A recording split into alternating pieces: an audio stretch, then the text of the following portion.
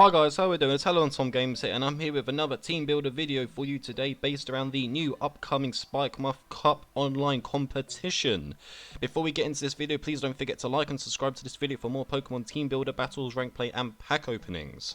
So the rules of this tournament is based around the Spikemuth gym leader, so it's got a little bit of a theme to it, being the Obstagoon, and the whole main part of this competition is that you cannot Dynamax or Gigantamax. And I think that is an absolutely brilliant idea for an upcoming Pokemon competition.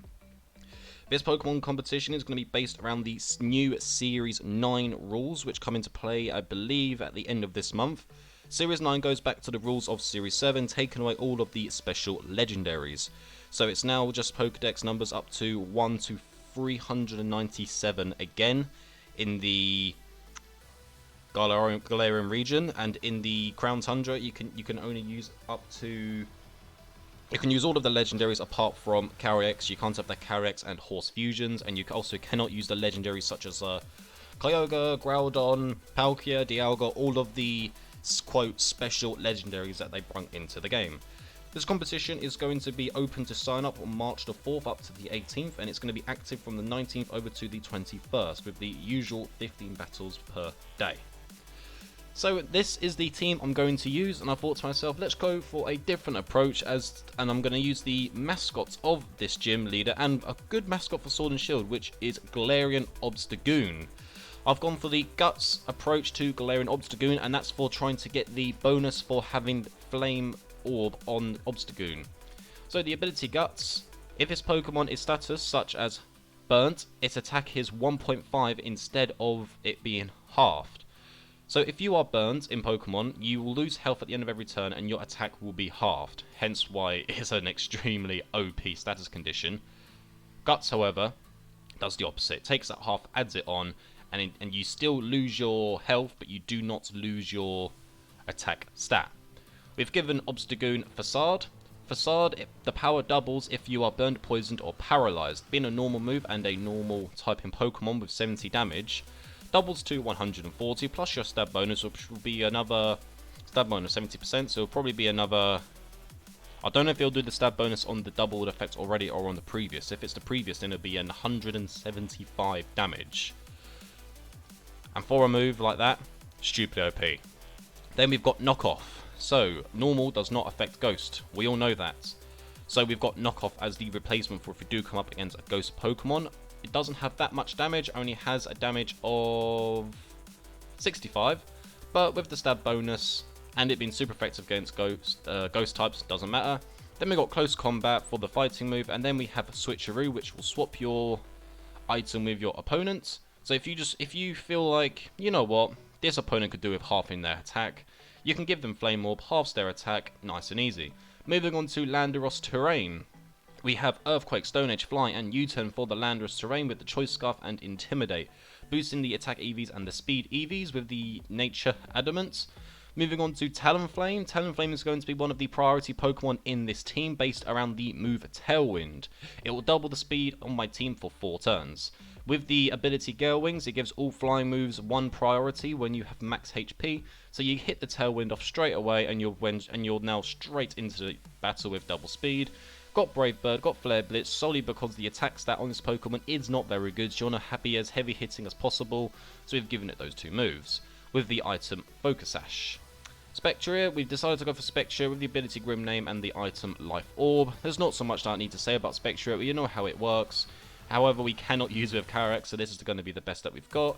Increase the special attack minus the attack, maxed out the speed and the special attack EVs with the moveset Shadow Boo, Dark Pulse, Mud Shot, and Sleep Talk. The reason why I went for this moveset is solely because Sleep Talk, Spectria is very, very, very OP Pokemon. It's quite prone to be put in a sleep if you come up against an Among Us or a Venusaur. So you use Sleep Talk, you still get these moves to go ahead. And normally I would use Nasty Plot, but in doubles, using Follow Me's to attract it to then hit the Nasty Plot. But instead, we're just going to go for an all-out sweeper with Sleep Talk as the backup in case we do get put to sleep. Then we have Nihilego. We've gone for the Power Herb moveset, so we can use Meteor Beam straight away, being 120 power, and it boosts your special attack that turn. So we've maxed out the speed and the special attack EVs with the Timid Nature, with the rest of the moveset being Power Gem, Dazzling Gleam, and Sludge Wave. So although we haven't maxed out the speed on the Nihilego, but I will not use Nihilego unless you do have the Tailwind active, as this is basically a counter for all the best flying types in the game.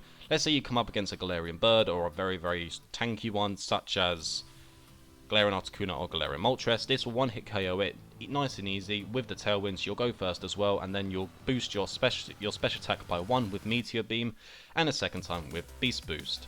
And then to finish off the team, we are going for Regieleki. So this is the moveset I like to use for Regieleki. I know there's a lot of different ways to use it, but this is my favourite way on how to use it. We've given it the item Air Balloon. Most people like to give it Focus Sash or Magnets or something like that, just to keep it on the field 1 extra turn, or to make it a bit more heavy hitting, but I've gone for Air Balloon just so it's immune to all ground moves unless it is hit with something that is just normal effective by it. Maxed out the speed, maxed out the special attack with the plus attack nature being modest, with the moveset Thunderbolt, Volt Switch, Substitute and Hyper Beam. The reason why I went for that moveset is Substitute. If I see my opponent, if you look at them and think, okay, I reckon you're going to throw up a, let's say a Baneful Bunker, King's Shield or something like that, hit a Substitute, get behind that Substitute and then abuse your opponent like that. Thunderbolt being the main source of attack. Volt Switch if I know I'm going to be out for the count and I want to maybe hit another Intimidate with the Landorus. Hyper Beam, a bit of a controversial one to use, but Hyper Beam if it's just you against and you've got one more player left. Let's say you're against a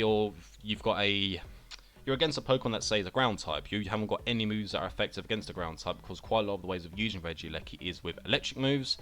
We've got Hyper Beam as the backup, and let's say you do come up against a ground type, Hyper Beam's bound to give it a nice easy KO being how powerful it is, but I will not use Hyper Beam unless it is the last turn and I plan on using it as the final hit, or if I do come up against a Pokemon which the Thunder is just not effective against at all.